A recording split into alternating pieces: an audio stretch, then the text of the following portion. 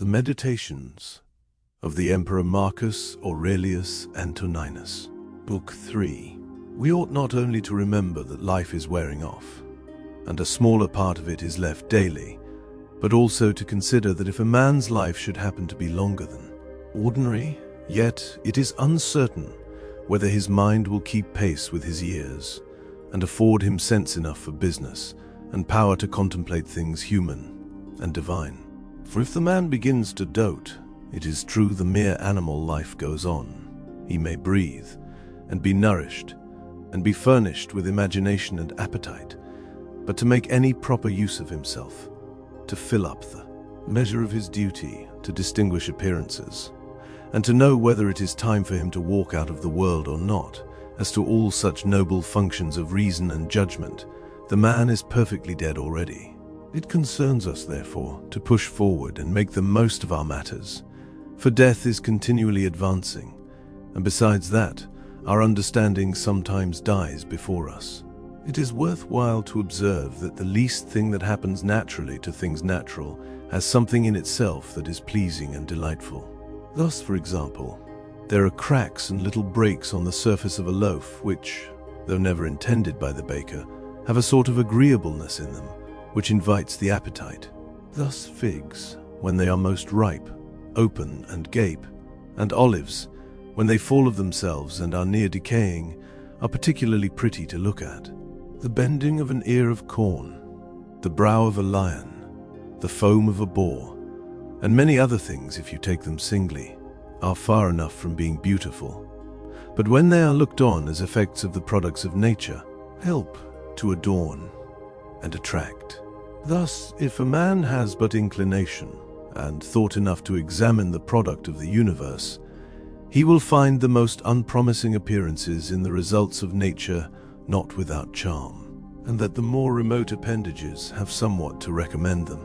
One thus prepared will be no less pleased to see the gaping jaws of living beasts than the imitations of painters and sculptors, and with chastened eyes he will find beauty in the ripeness of age as well as in the blossom of youth.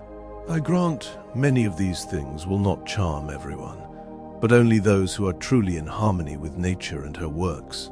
Hippocrates, who cured so many diseases, himself fell ill and died. The Chaldeans, who foretold other people's death, at last met with their own fate. Alexander, Pompey, and Julius Caesar, who had destroyed so many towns and cut off so many thousands of horse and foot in the field, were forced at last to march off themselves. Heraclitus, who argued so much about the universal conflagration, died through water by a dropsy. Democritus was eaten up with vermin. Another sort of vermin destroyed Socrates. What are these instances for? Look you have embarked, you have made your voyage and your port. Debark then without more ado. If you happen to land upon another world, there will be gods enough to take care of you, but if it be your fortune to drop into nothing, why? Then you will be no more solicited with pleasure and pain. Then you will have done drudging for your outer covering, which is the more unworthy in proportion as that which serves it is worthy, for the one is all soul, intelligence, and divinity, whereas the other is but dirt and corruption. For the future, do not spend your thoughts upon other people, unless you are led to it by common interest. For the prying into foreign business, that is, musing upon the talk, fancies, and contrivances of another, and guessing at the what and why of his actions, does but make a man forget himself, and ramble from his own guiding principle.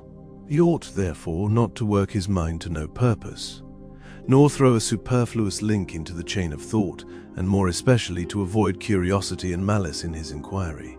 Accustom yourself, therefore, to think upon nothing but what you could freely reveal, if the question were put to you, so that if your soul were thus laid open, there would nothing appear but what was sincere, good-natured, and public-spirited.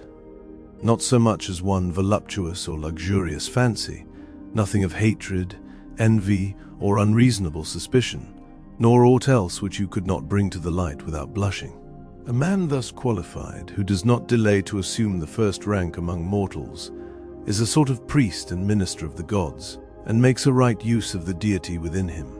By the assistance thereof, he is preserved, uninfected with pleasure, invulnerable against pain, out of the reach of injury, and above the malice of evil people. Thus he wrestles in the noblest fight, to hold his own against all his passions, and penetrated with the spirit of justice, welcomes with his whole heart all that happens and is allotted to him. He never minds other people's speech, thoughts, or actions, unless public necessity and general good require it. No, he keeps himself to his own business, and contemplates that portion of the whole allotted him by the fates, and endeavors to do the first as it should be, and believes that his lot is good. For every man's fate is suitable, since it is suited to him. He considers that the rational principle is akin in all men, and that general kindness and concern for the whole world is no more than a piece of human nature, that not everyone's good opinion is not worth the gaining, but only that of those who seek to live in accordance with nature. As for others, he knows their way of living, both at home and abroad, by day and by night, and their companions in their evil way of life, and he bears it in mind. And why, indeed, should he value the commendation of such people, who are not able even to please themselves? Be not unwilling, selfish, unadvised, or passionate in anything you do. Do not affect quaintness and points of wit, neither talk nor meddle more than is necessary. Take care that the divinity within you has a creditable charge to preside over, that you appear in the character of your sex and age. Act like a Roman emperor that loves his country, and be always in a readiness to quit the field at the first summons, and ere you claim your discharge, manage your credit so that you need neither swear yourself nor want a voucher. Let your air be cheerful. Depend not upon external supports, nor beg your tranquility of another. And in a word, never throw away your legs to stand upon crutches. If in the whole compass of human life you find anything preferable to justice and truth, to temperance and fortitude, to a mind self-satisfied with its own rational conduct, and entirely resigned to fate, if, I say, you know anything better than this, turn to it with your whole soul and enjoy it, accounting it the best. But if there is nothing more valuable than the divinity implanted within you, and this is master of its appetites, examines all impressions, and has detached itself from the senses, as Socrates used to say, and shows itself submissive to the government of the gods, and helpful and benevolent to mankind, if all things are trifles compared with this, give way to nothing else. For if you are once inclined to any such thing, it will no longer be in your power to give your undivided preference to what is your own peculiar good. For it is not lawful that anything of another kind or nature, as either popular applause, or power, or riches, or pleasures, should be suffered to contest with what is rationally and politically good. All these things, if but for a while they begin to please, presently prevail, and pervert a man's mind. Let your choice therefore run all one way, and be bold and resolute for that which is best. Now, what is profitable is best. If that means profitable to man as he is a rational being, stand to it. But if it means profitable to him as a mere animal, reject it and keep your judgment without arrogance. Only take care to make inquiry secure. Think nothing for your interest which makes you break your word. Quit your modesty, hate, suspect, or curse any person, or inclines you to any practice which will not bear the light and look the world in the face. For he that values his mind, and the worship of his divinity before all other things, need act no tragic part, laments under no misfortune, and wants neither solitude nor company, and, which is still more, he will neither fly from life nor pursue it, but is perfectly indifferent about the length or shortness of the time in which his soul shall be encompassed by his body. And if he were to expire this moment, he is as ready for it as for any other action that may be performed with modesty and decency. For all his life long, this is his only care, that his mind may always be occupied as befits a rational and social creature. If you examine a man that has been well disciplined and purified by philosophy, you will find nothing that is unsound, foul, or false in him. Death can never surprise his life as imperfect, so that nobody can say he goes off the stage before his part is quite played. Besides, there is in him nothing servile or affected. He neither attaches himself too closely to others, nor keeps aloof from them. He is neither responsible to them, nor does he avoid them. Hold in honor your opinionative faculty, for this alone is able to prevent any opinion from originating in your guiding principle that is contrary to nature or the proper constitution of a rational creature.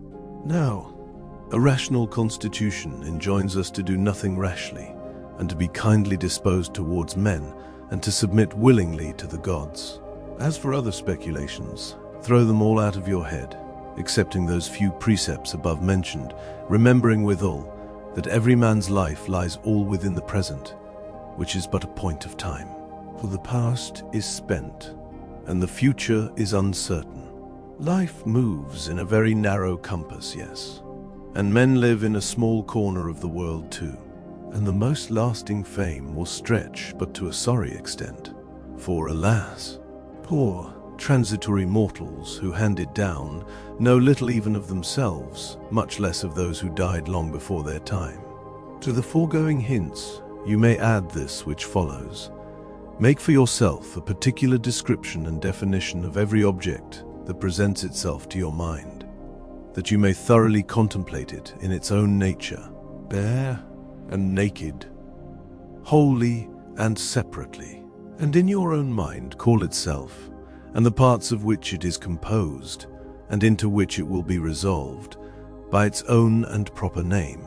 For nothing is so likely to raise the mind to a pitch of greatness as the power truly and methodically to examine and consider all things that happen in this life, and so to penetrate into their natures as to apprehend at once what sort of purpose each thing serves, and what sort of universe makes use of it, what value it bears to the whole, and what to man, who is a citizen of that great capital, in respect of which all other towns are no more than single families.